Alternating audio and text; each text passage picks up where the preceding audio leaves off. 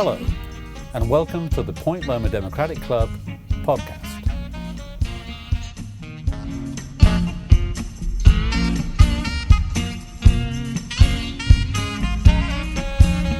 For this month's meeting, club member Sarah Boot put together a panel to discuss sex trafficking of minors in San Diego.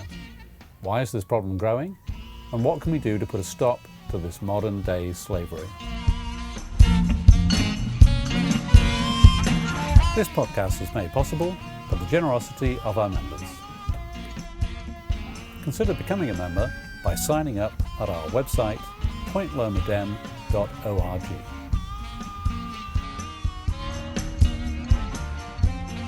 Here's Sarah introducing the panelists.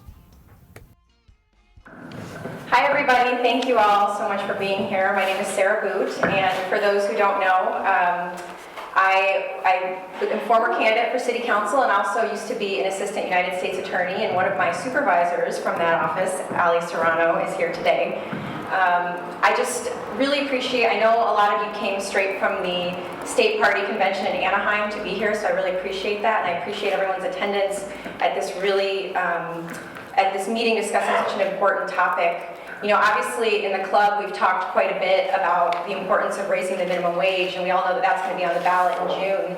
And unfortunately for us here in San Diego, and of course in a lot of other parts of the country, we're dealing with a segment of the population that's working in really horrendous conditions every day and not getting paid at all.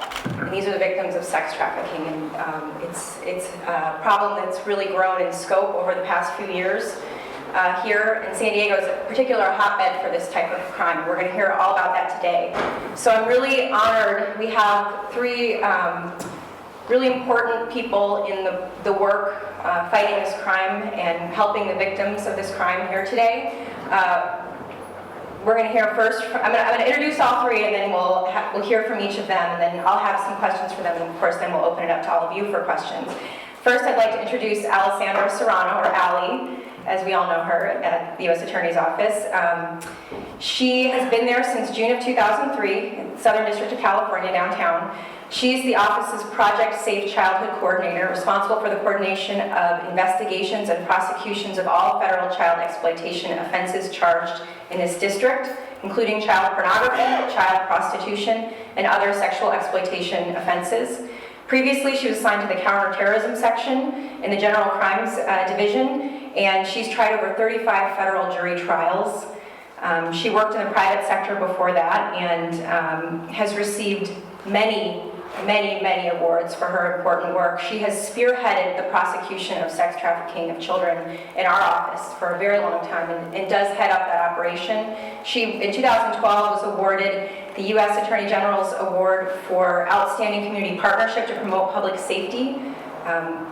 She, in June of 2013, received the Top Prosecutor Award from Women in Federal Law Enforcement, and there's many more awards that follow.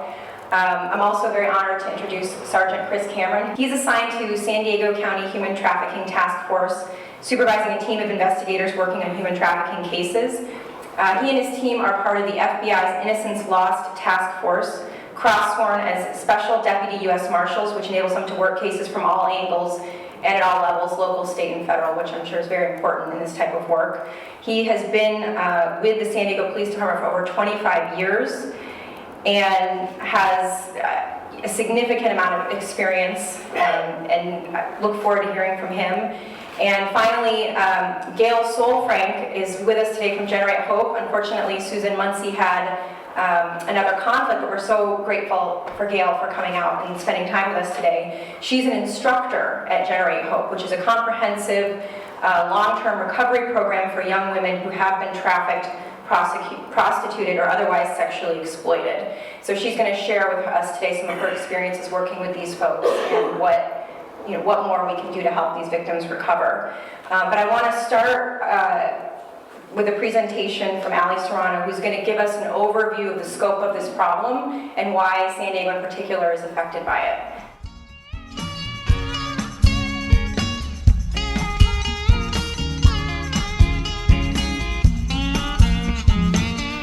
Next up, Ali Serrano is an Assistant United States Attorney in the General Crimes Section, Criminal Division in the Southern District of California.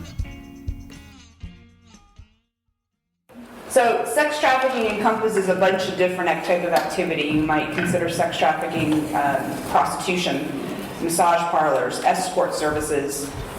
It's an umbrella term that falls under the bigger term of human trafficking, which also includes forced labor and that sort of thing. But I'm going to focus primarily on sex trafficking and specifically domestic sex trafficking. We have international trafficking, but I'm not going to talk about that here today. We can have the next slide. So you're probably thinking, why is this, why am I here listening to this? Well, this is a recent study that came out of March of last year that looked at 8 major cities in the United States, starting at 2007 forward. And as you can see, San Diego is in the top 8 cities in the United States for the problem. For the year 2007, it was a $96 million industry. And then these are some of the findings. Pimps can make between $5,000 and $32,000 a week. It surpasses the sale of drugs, and I'm going to explain a little bit why. And then what I'm sure Sergeant Cameron can talk about a little bit more is that criminal street gangs, Crips, Bloods, the street gangs that you might hear about on TV, they're involved in trafficking more than ever. And then there's a 600% increase in the last 5 years. So needless to say, it is a problem that needs to be addressed, that we are trying to address. It's just very difficult to get in front of, and I'm sure we're going to touch upon that. Why? On the next slide. So some of the perceptions when I talk about sex trafficking, and I use this slide when I do jury trials, because most jurors, when they come, if they don't know anything about this problem, they think sex trafficking falls in one of 2 camps. One to the left, the movie Pretty Woman. I don't know if those of you who have seen that movie. Julia Roberts, she plays a prostitute that doesn't have a pimp. She gets to pick the clients that she wishes to see, and she sets the rules about what she's going to do. It was a very entertaining movie, but it is the worst movie ever to explain, because that's not what happens with these girls. And then the other side, it's a movie that came out about 10 years ago, the movie Taken, and Liam Neeson has a 17-year-old daughter that gets sold into slavery when she takes a trip over to Europe. She gets kidnapped and drugged. And so most folks that are thinking of sex trafficking, the cases that are here fall into one of those 2 camps, and that's just simply not the case. Most of the cases that I do fall somewhere in between those 2 mindsets. In the next slide. So San Diego, it is a hub, unfortunately. These are some 3 cases that I personally prosecuted, and the middle one is Sergeant Cameron's team led that. These were RICO cases. We used the RICO statute, which was traditionally used to take down what I would say traditional organized crimes, such as the Mexican mafia, the Italian mafia. We used that federal statute to go after 3 criminal street gangs in 3 parts of the county. The first one was in Oceanside. We had 39 defendants. 30 girls were identified. In January 2014, Sergeant Cameron's team and the FBI led a takedown of 24 defendants, primarily in the North Park area. And multiple girls, I think over 70 girls were identified, minors were identified in that case. And then most recently in December of 2014, the East County Gang Task Force arrested 22 individuals in the East County area. And those folks have alleged, the bottom 2 cases are still ongoing, but that indictment alleges that the pimps were recruiting right out of middle schools and high schools in the Grossmont School District. So this is a problem that we're trying to get ahead of. Next slide. So why San Diego? Well, I mean, most of us live here, we can say why, because the weather is very nice, but those are the things that I believe, based on my experience, why San Diego is such a hub. We have a big tourism industry, and when you have tourists, you have the demand. Military, unfortunately, I mean, I'm very pro-military, but they are also customers. We have a lot of gangs here, criminal street gangs. And then the proximity to the border, again, the tourism aspect. So it is a multifaceted reason why San Diego is such is a hub for this. Agriculture and construction? Agriculture and construction typically goes with the forced labor aspect of it. You have folks that are brought here thinking that they're going to get other types of jobs, but that's more on the human trafficking aspect. It's not necessarily sex trafficking. So why are gangs involved? Well, one of my fellow deputy district attorneys who does these cases, she came up with the reason that sex is the new crack. If you can remember in the late 1980s, early 1990s, the problem with crack was such a huge problem, and it was being distributed and sold by gangs, and now they're turning their attention to trafficking, and here's some reasons why. We just keep going. It's a renewable funding source, meaning you can sell drugs once, but you can sell a girl over and over and over again. It's very low risk and high yield to the pimp because, for example, if Sergeant Cameron's team finds somebody in a car with a kilo of cocaine, I'm guessing that person's going to go to jail 99% of the time, right? But if you have a girl in the car and she doesn't say anything, that guy's going to keep going. So it's very low risk to the trafficker. It's incredibly lucrative. Again, you can sell drugs once, but you can sell a girl over and over and over again. Endless pool of potential victims. Where there are minors, there are pimps. So think of all the places where kids are, schools, malls, Facebook, Instagram. Anywhere their kids are, there are potential traffickers. Next slide. Again, online, know who your kids are talking to. The next slide. And then, of course, I don't mean to sound like my mother. I grew up in the 80s, right? So my mother used to tell me that if I listened to Madonna, I would not turn out normal because she was so horrible and she was very provocative and trampy and all of that. And, don't listen to that music. You'll turn out that way. Again, I don't mean to sound like my mother, but the Hollywood and music industry kind of glorifies it. I mean, who does not want to be in a rap video with some, rapper walking around? Who doesn't want to feel like that they can make all of this money? So really the music industry in Hollywood glorifies it. And nationwide and international circuits. San Diego is on a circuit. I'm looking to Chris. Tell me if I'm wrong. So San Diego's on a circuit with Oakland, Sacramento, San Francisco, all the way down. They're also on another circuit with Los Angeles, Vegas, Phoenix, and then a nationwide circuit, which include Atlanta, Dallas, DC. So these pimps, they'll take their girls to different places depending on if there are football games, the Super Bowl. What was that big boxing fight that happened?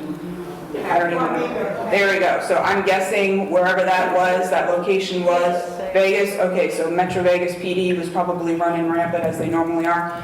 So wherever you have these big events, there will be pimps who bring their girls.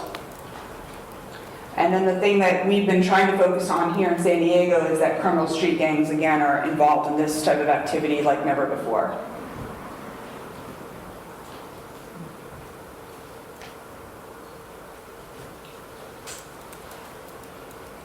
Technical difficulties.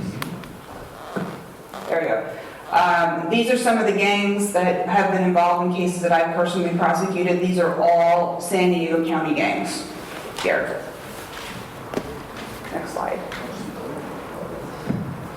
Wow, I can't even read that. Okay, so this is a brief overview of a case that I prosecuted back in 2011. It was a San Diego PD FBI case. It was a 17-year-old girl who was arrested for prostitution, and it turns out that her pimp, his name was Maurice Smith, was trafficking her for about 9 months, and that case went to trial in May of 2011 before Judge Benitez here in the Southern District, and he was sentenced to 30 years in custody for trafficking that minor. He physically assaulted her, he raped her, he beat her. This was all that came out during the trial, and Judge Benitez sentenced him to 30 years in custody, and that was affirmed on appeal Do you actually have the video?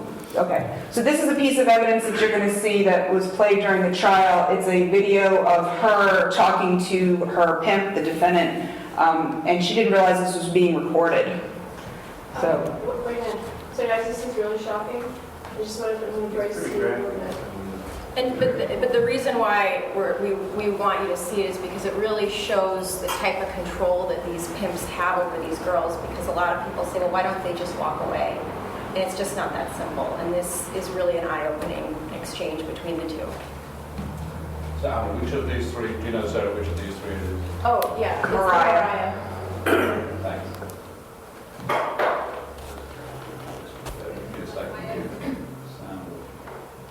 So just to set this up, the gentleman in the back there, that's Maurice Smith.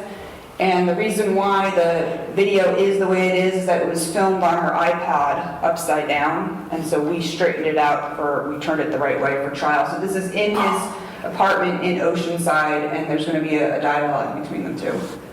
There are people that have sex offenders that, hey, Like my ex's dad. yeah, well, Like that shit. I was pimping and she told me she was 19. Ah. I didn't ask CID. Why would I? Exactly. I'm on some pimp shit. Mom, I want to see your ID, little mama. Shit. Fuck it. Son of a bitch. Hello? Well, kind of doing something a little bit different. I have really cool specials today. I have a half hour for 125 and a full hour for 175. Ocean fine? Okay, thanks. It's like I'll give you a call when I know what I'm doing. Wouldn't it? Put it out that shit. I'm working on it. I have a good feel for it, babe. You did it on the wrong thing, which I told you from the beginning of the whole thing. How did I do it on the wrong phone? Which phone was it? Sarah. From home. Okay. It's not good enough for home. I don't know. Oh, this one, the Elizabeth phone. This one. Okay. Which phone are we doing that with? Then I said I was putting 2 ads, that's what I'm saying. Good. Which 2 ads? Sorry. You get me frustrated quick. Here's why. First thing, so your concentration fell off because the laptop is somewhere that I told you to put in the back room last night. Okay. So then you get flustered, so you go out there, wrong ad. I told you, I'm only putting up 2 ads. I said I'm going to do Elizabeth, and I'm going to do the new one. So you wouldn't be confused. Okay. I said I need both of them to be totally different. Got it. Why Sarah Mark? I don't know. It's probably from 4 days ago on the ad. I don't know. Okay. Don't care. Skyfall around today. How you put up Sky? It happens. You know that. The 2 you need to concentrate on Are those 2? are those 2, and you need to get them different. Got it.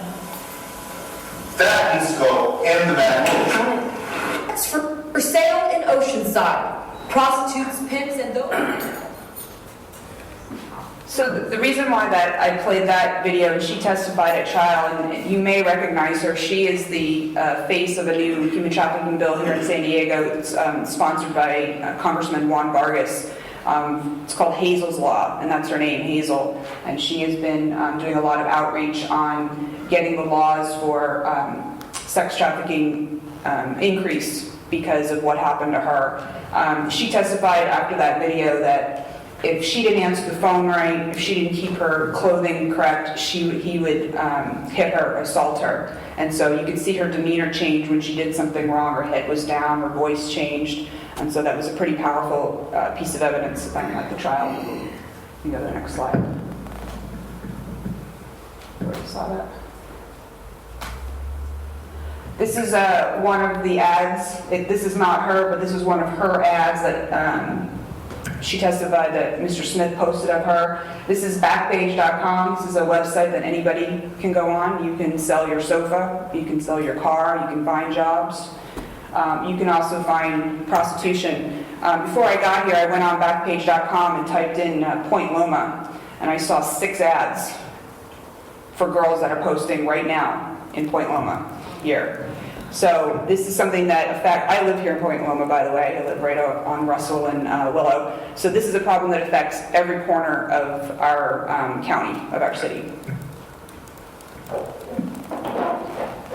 These are just some ads. You can see about halfway down, Point Loma Airport, San Diego. This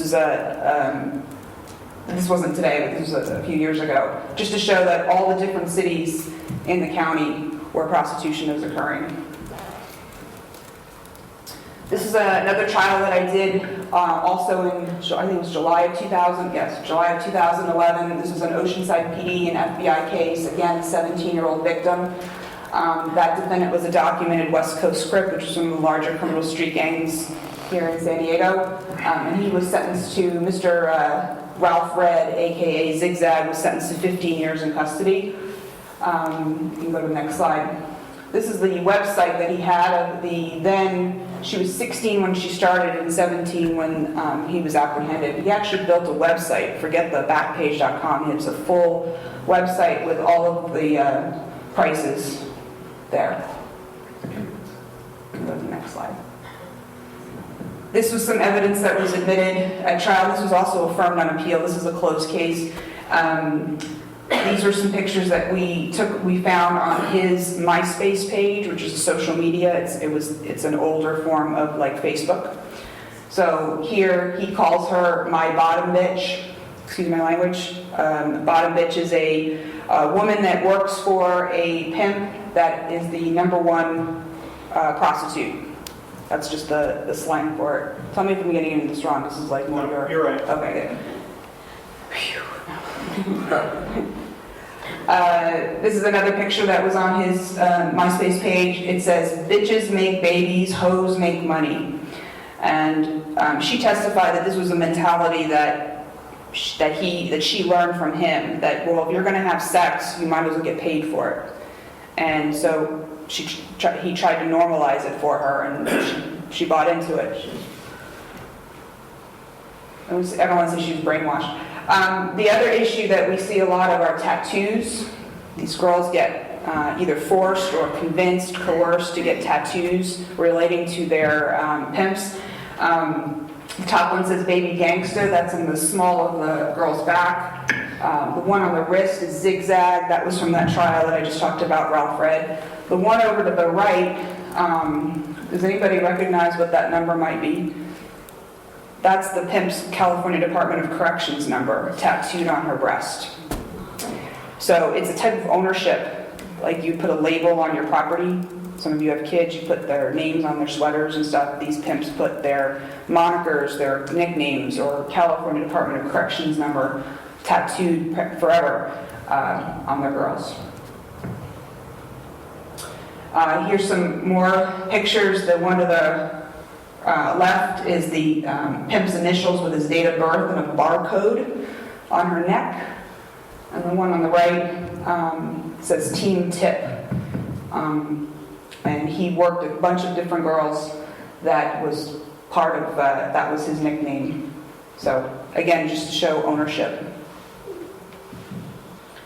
And of course the injuries.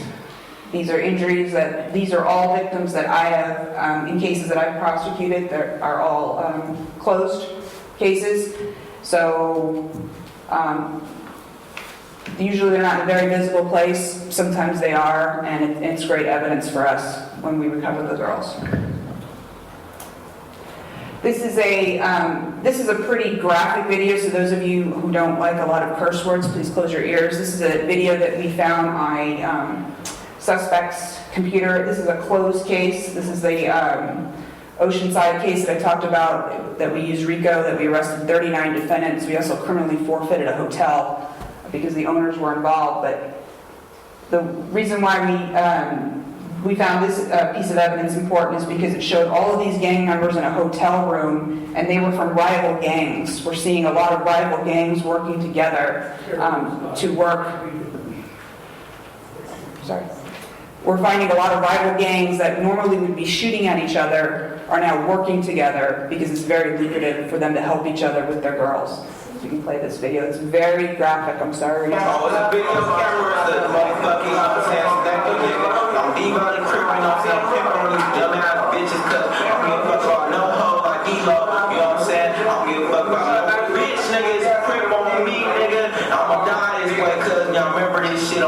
Cause real ass niggas here doing real ass things. Out the trap house, pulling cash out of a bitch out. Nah, nigga, we bumping heads, we on some real live type shit, bitch. You know what I'm saying? Whoever watching this shit right now, you know what I'm saying? We on some gangster shit, pimp shit, whatever, how you wanna say it, bitch, we on it, you know what I'm saying? Like a bitch on a motherfucking telegraph, nigga. Yeah, that.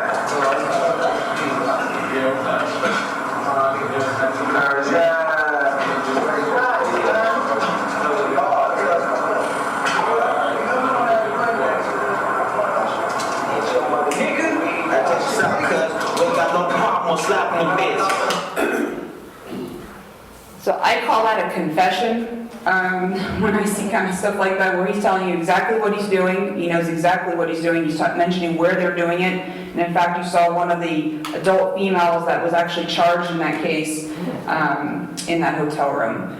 We also see pictures like this. This is a San Diego PD case. This case is closed. These are pictures that he posted on his Facebook account, and you can't see, but the reflection in the mirror of the girl over to the right, that's my 15-year-old victim. He's very proud that he bought these Gucci shoes with the proceeds that she earned, and these shoes cost $685. Do you know how I know that? We can go to the next slide. Because he posted the receipt on Facebook. $685. I've been working since I was 12 years old. I don't own $685 shoes.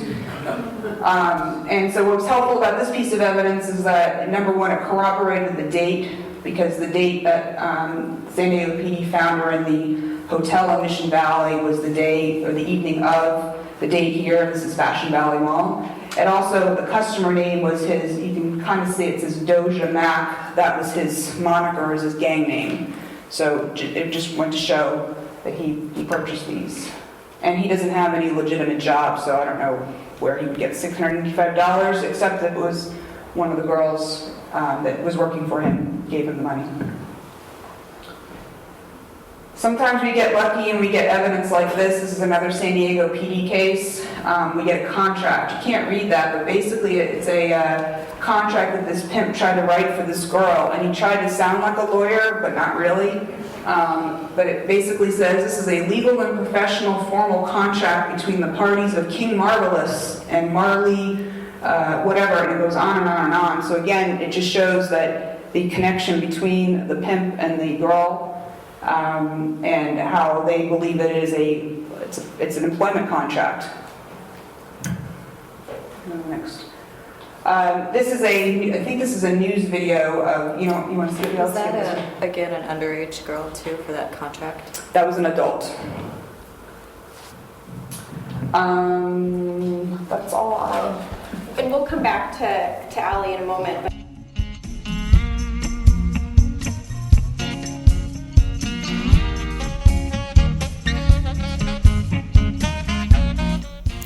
Next we hear from Sergeant Chris Cameron, who is assigned to the San Diego County Human Trafficking Task Force, where he supervises a team of investigators working in human trafficking cases. How's everybody doing today? Hey, I'm going to stand up here and just kind of two-step for you a little bit because I didn't bring a PowerPoint. So I liked a lot of what Allie had on her slides, a lot of good cases. I've worked for San Diego PD for 25 years. And in case there's a perception that this is a new crime or something that's up and coming, the reality is no, it's not. But what's changed is our society. What's changed is technology. Those things have changed the awareness of people and raised it and made it prolific enough that people are going, hey, we got an issue. 25 years ago, I was walking Midway and Rosecrans in uniform. I'd sidle up to a girl who was working the street, and my bosses would say, you got to get him out of there. There's a problem. The businesses are complaining. I'd sidle right up to her. I'd get to know her, find out who she was, run her, make sure she didn't have any warrants, and then I'd tell her, basically, you and I are hanging out together until you decide to get your ass, into a car and get off the street. So that was it back then. And what would happen back then is I would see their trafficker across the street watching his girl getting frustrated with what was going on. So this issue's always been there. It's just the awareness and how prolific it is has changed because our traffickers have changed. Now I say trafficker, let's talk reality. It's a predator. They're predators. They're no different than a child molester. All right, so they're out there preying on individuals, and the resources, the tools they use to recruit those individuals vary. All right, now what's your typical thought of a victim of trafficking? Our typical thought is, you know, somebody who's down on their luck, a runaway, a throwaway kid kind of thing, right? The reality is they come across the board. We've had kids from well-to-do families that make good incomes, that can provide for their children. Why? Because the children, the young people, what do young people do when they're growing up? They go through puberty and they do what? They try to distinguish themselves differently. So they're out there in those social settings that Allie was talking about, where they're going to the malls, they're going to different hangouts, they're going to the schools, they're hanging out in the parks, and they're interacting with people. And all it takes is one person who's down on their luck, who's upset about their self-image, who's upset about something in their life, who's upset with their parents, and they're vulnerable to be trafficked. It's that simple. It just takes somebody who wants to be a predator to go prey on them. Now, here's the difference. You think of a child molester, you think of a predator who's got some internal issue driving them. All right? A predator in this sense can be anybody. I saw a lot of images up there. We've arrested every race of predator out there since I've been back with the team working these cases. All right? So the predator is now motivated by what in this case? Money. Money. It's a business. They're looking to make money.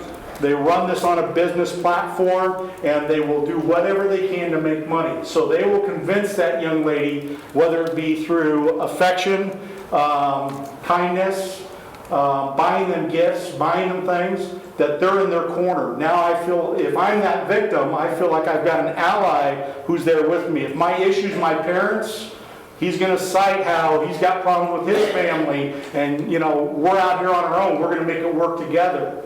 Okay, so once I've been convinced that that's the case, then all they have to do is twist my brain around and start getting me to believe things. We get cases from robbery. We get cases from domestic violence. We get cases from sex crimes, child abuse. All those reports come in, and then we find out after the reports come in that this is really a victim of trafficking.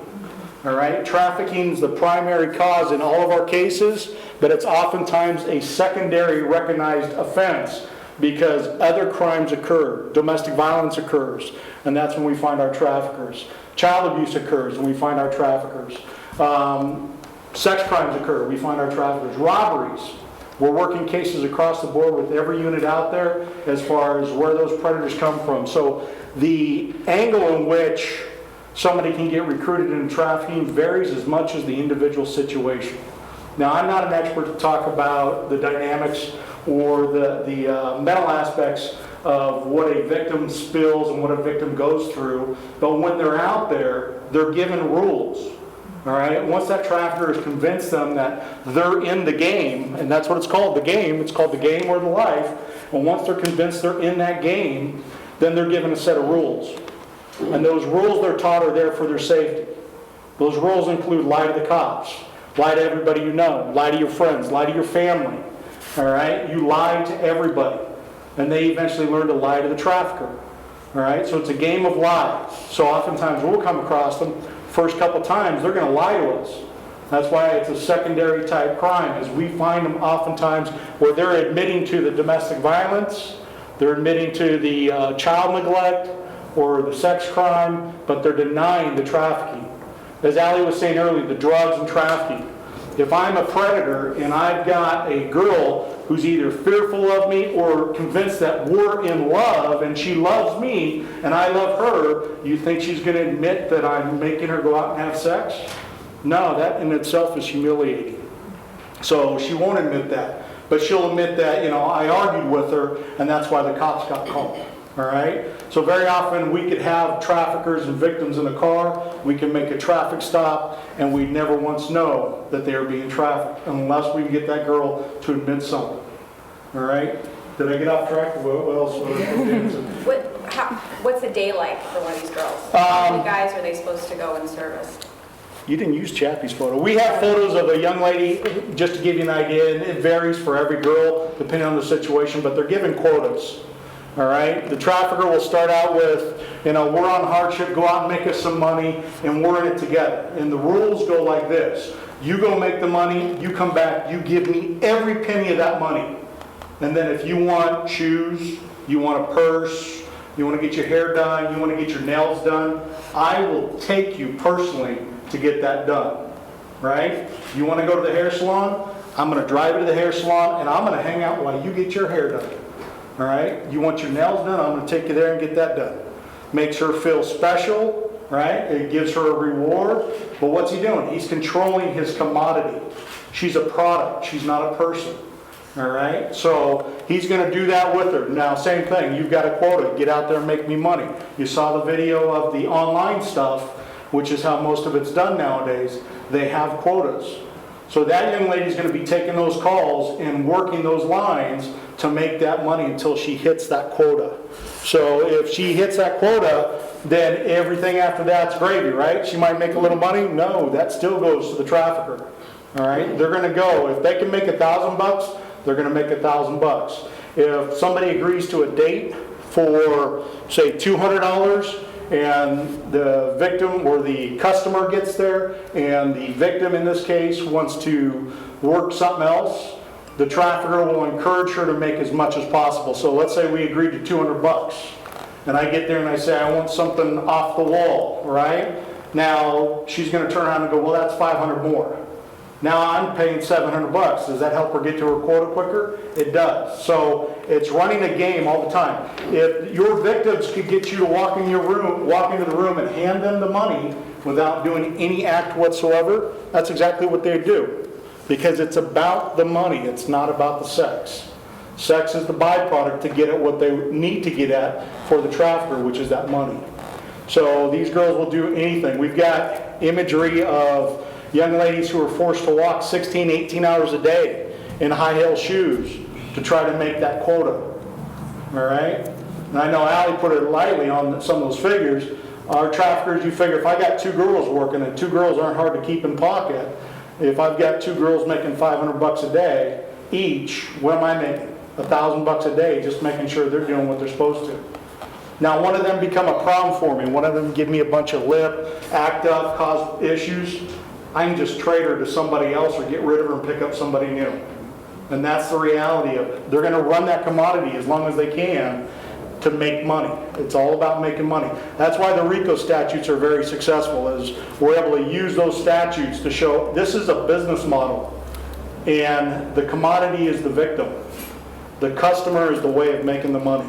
All right? So as soon as you realize that, it kind of changes some of the perspective. But this has been out there. And if you don't think it's a big issue in San Diego County, we have Arizona State University's been working with us.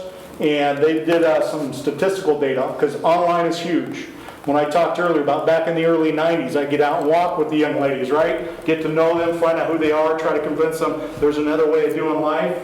Well, now it's all online, right? So we have the advent of social and digital media that has made our jobs all that much better, because everything these guys put up to brag about how great they are is what we give to Allie for evidence. All right, so we go after all their digital accounts and we pull all those videos, all those imagery, and that's what we use as evidence. So it works out that way, but they do use it now to be more covert about how they do business. So it makes us work a little more challenging on some cases, but they are out there. And Arizona State did a study here in San Diego County. They were supposed to do the 3 area codes, and I'm just talking back page, one of the images that Allie was showing you earlier. And they did it on one day. The average in San Diego County, there are 348 ads or so on any given day posted up on Backpage, and they ran 4 ads in each area code. Well, they forgot 858, so they only did 619 and 760. And what they extrapolated out from the customers that would call in on those ads that were posted are there are roughly 8,300 or so men calling for women in this county on any given day. All right? So it's an issue when you look at the numbers. All right? So that's kind of how we try to look at it. That's why we address it so aggressively. Our task force is fairly new. As you saw, the SO and a lot of agencies around the county have been working it. We've all been attacking the same problems, dealing with the same people, and we realized that it'd be beneficial for us all to house together and work on these cases. So we now have a county-wide task force that encompasses the sheriffs, Oceanside PD, San Diego PD, CHP, Border Patrol, Homeland Security, FBI, a whole bunch of different folks working on this very project, or this very problem, I should say, on a daily basis. So, Well, and the final question I have for you, fairly brief because we're running out of time, but this will segue us into Gail's presentation. Once you rescue one of the girls and you're pending trial with Allie, where do they go, and what are the challenges with that? I'll be quick. No. Okay. We have a good working relationship. I came back, I worked Vice years ago, and we were working these kind of cases, and at the time, we'd get a girl, a young lady, and we go, all right, what do we do with her? What are we going to do with them?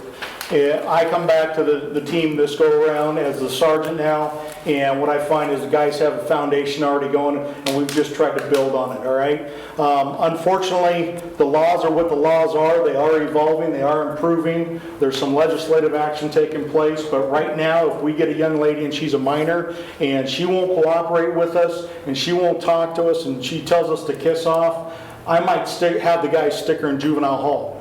Now, under Prop 35, she's going to be a victim of sex trafficking, and our DAs aren't going to prosecute, and we work with them to get them services after the fact, but there are times where we have no choice. I may stick a young lady in Las Colinas, I may stick a young lady in juvenile hall, I may stick a young man in juvenile hall. All right, so we deal with a variety of things. If we can, what we do is, once we get them into custody, we've recovered them on a date, and we will call our service providers and say, hey, I've got a victim here, I need to find a place to put them. Whether we get their cooperation or not, whether the young lady or young man goes to juvenile hall or to Las Colinas or to one of our shelters, we make a couple phone calls to make sure that the requisite people get involved, which are folks that are involved in child welfare, the folks that are involved in youth services, and the folks that are involved in counseling, because the first thing our victims need is counseling to help try to find a way out of the life.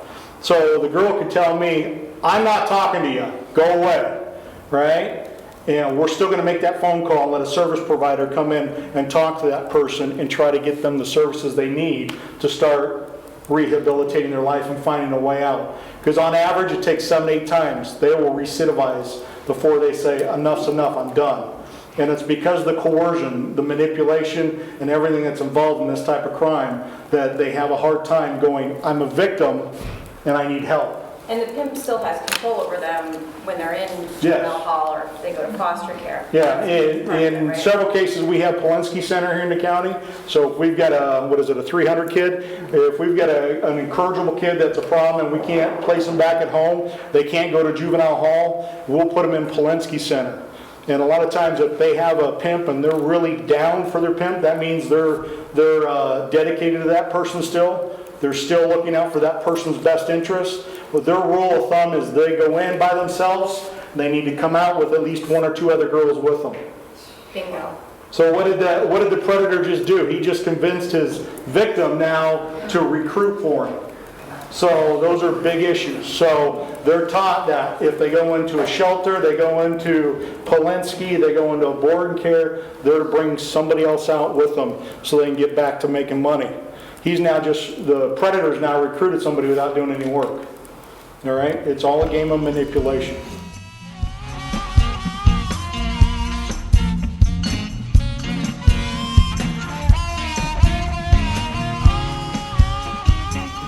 The third panelist is Gail Solfrank of Generate Hope, who speaks to the work that her organization does to help the victims of sex trafficking.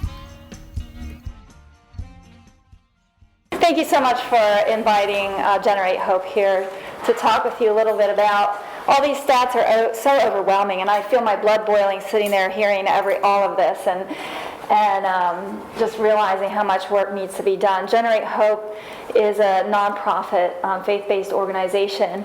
We have a safe house in Bonita, and we get women from from all over California, actually all over the United States and other countries.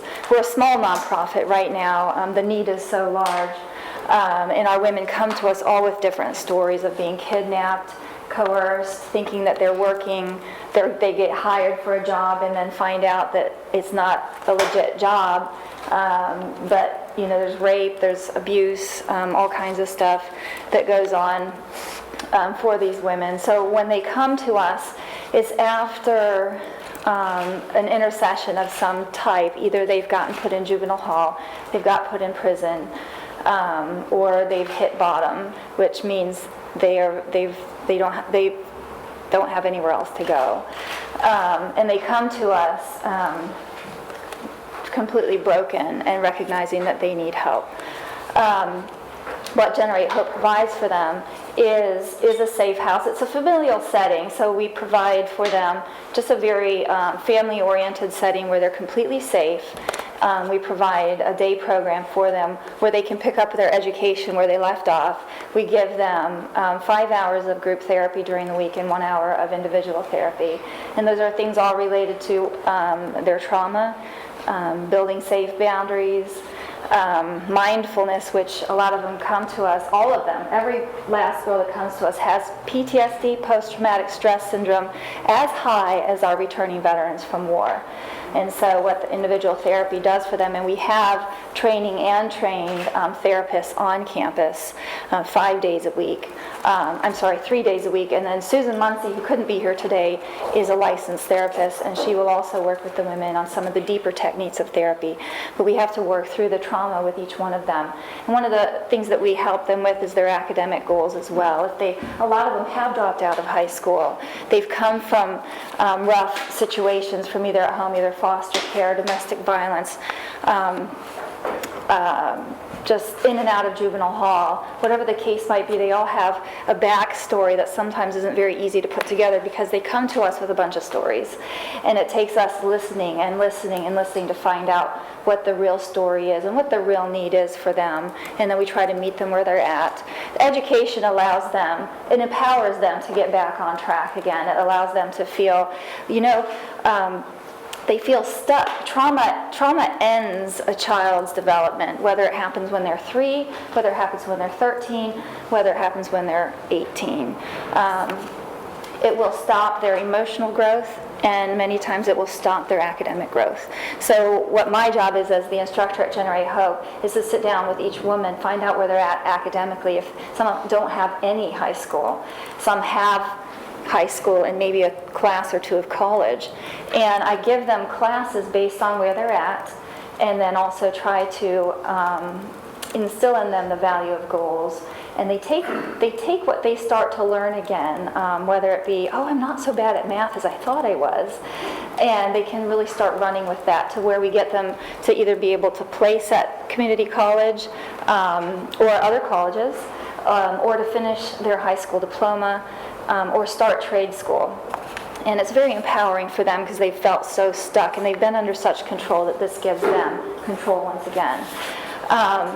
And then we also provide, we have 3 house moms on site, and they provide a lot of the just day-to-day emotional support as well as the rule keeping. We have to have rules and such there. Our women come to us a lot with addictions, whether it's induced from the traffickers, drug addiction, alcohol addiction.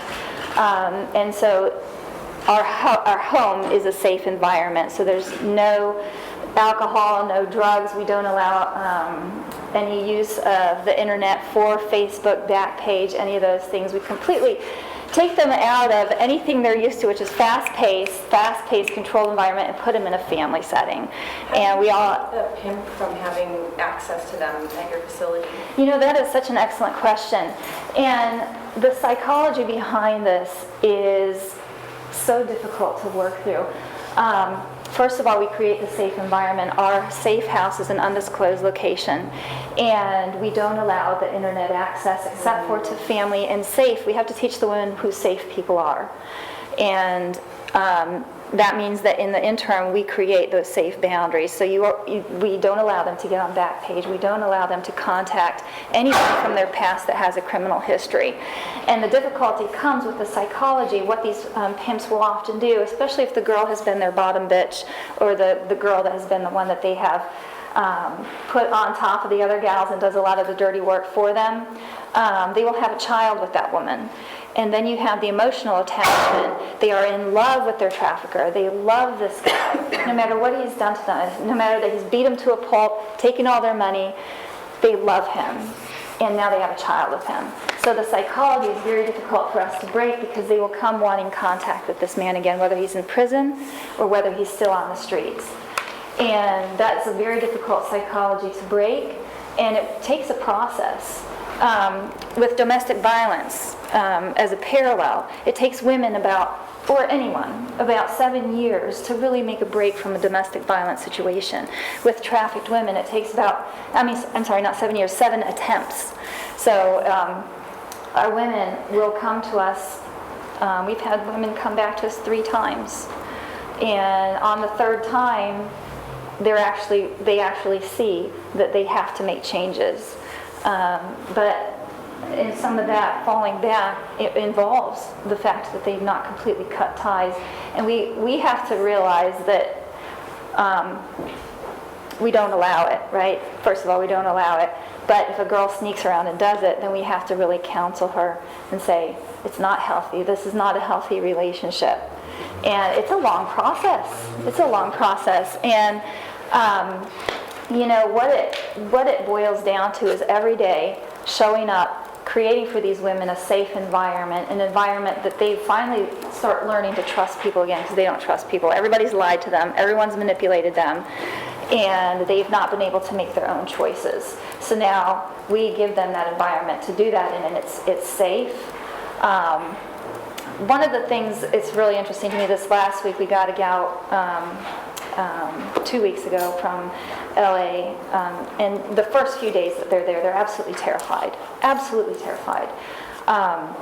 It's a new environment, it's quiet, they're used to fast pace, they're used to seeing a lot of money. They don't keep any of their money, but they're used to seeing a lot. So it's hard for them to come to us. They're not allowed to work, not for the first 6 months, because they have to focus on themselves. And that's really hard for them because they want money. Because what would happen is their trafficker would buy stuff for them, right? Whether it be a McDonald's meal or a Gucci bag. He's the one that controls the money. So now they're in a completely different environment. Psychologically, it's very challenging for them. But we have a staff of very dedicated women who just love on these women. We provide, the house moms will cook meals for them, and they'll sit down at the table for like a family-style meal. And for some of them, they haven't had that for years. And we provide them opportunities to go to, if they want to go to church on Sunday, we provide those opportunities. Or if they're, whatever faith they might be, we let them know that they're welcome to practice that while they are with us.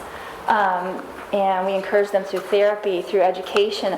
At about 4 months, we start to allow them, if they're prepared, and every woman is different, we start to allow them to think outside of the safety zone we've created, and maybe they can start going back to college, maybe going to trade school, beauty school. We have a girl that's really excited. She's going to start beauty school next month, and she's just done exceptionally well. We have a couple girls in college, and a couple brand new girls.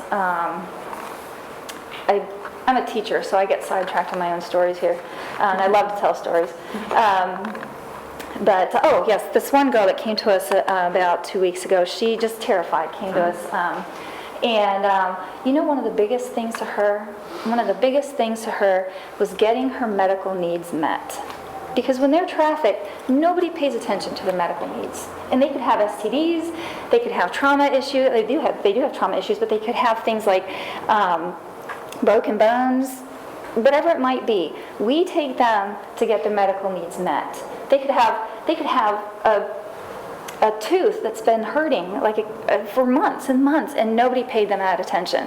So we take them to the dentist. all things like that to try to create for them an atmosphere that they can trust, people that they can begin to trust, and a life that they can build again. And I have a million stories I could stand up here and tell you, just amazing stories, and I would love to, but I don't know. Well, yeah, I mean, we are almost, we're getting to that point where hopefully we have a few minutes to open it up for Q&A, even though we're a little over. But the final thing I wanted you to speak to for the audience before we open it to all of you, because we've just barely scratched the surface here, there's so much to talk about. But would you say that many of the victims in general, but in the ones that you see as well, come from the foster care system? Yes, they do.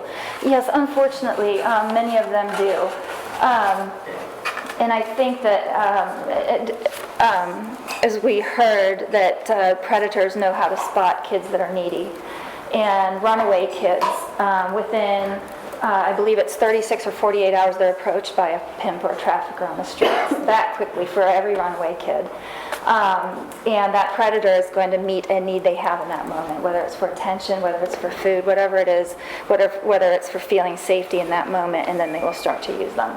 And so we get a lot of our gals come from the foster care system, which is really sad. Oh, and another thing too, we are, right now, the safe house that we have is for adult women 18 and older.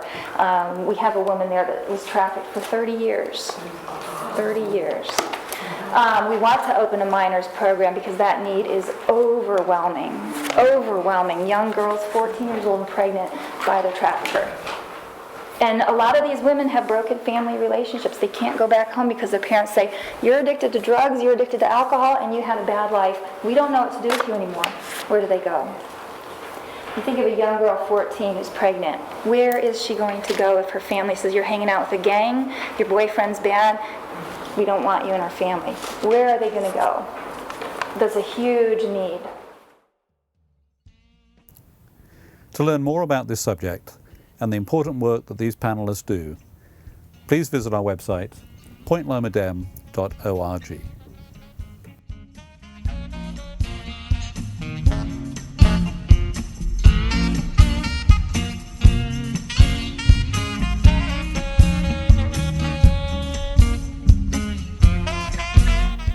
If you enjoyed this podcast, consider becoming a member. More details are available at our website, pointlomadem.org. Meetings are held regularly at the Point Loma Assembly on Talbot Street. The Point Loma Democratic Club is one of several clubs of the San Diego County Democratic Party. More details are available from sddemocrats.org.